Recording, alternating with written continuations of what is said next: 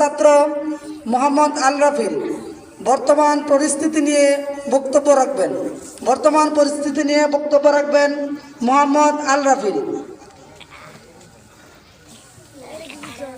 আসসালামু আলাইকুম ওয়া রাহমাতুল্লাহি ওয়া বারাকাতুহু। ইন্নাল হামদালিল্লাহি ওয়াস সালাতু লি আহলিহা আম্মা বা'দ। فأعوذ بالله من الشيطان الرجيم. بسم الله الرحمن الرحيم. فلا تطع الكافرين وجاهدهم به جهادا كبيرا.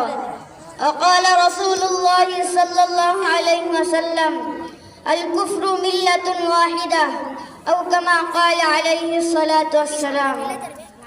ঐতিহ্যবাহী গাঙ্গুলকান্দি নূর মোহাম্মদ ভূঁইয়া এতিমখানার উদ্যোগে আয়োজিত ওয়াজ মুতওয়ার মাহফিলের সম্মানিত সভাপতি, সুদক্ষ পরিচালক, উপস্থিত প্রত্যন্ত অঞ্চল থেকে আগত প্রেমিক ভাই সকলকে জানাচ্ছি আন্তরিক শুভেচ্ছা ও প্রাণ ঢালা অভিনন্দন।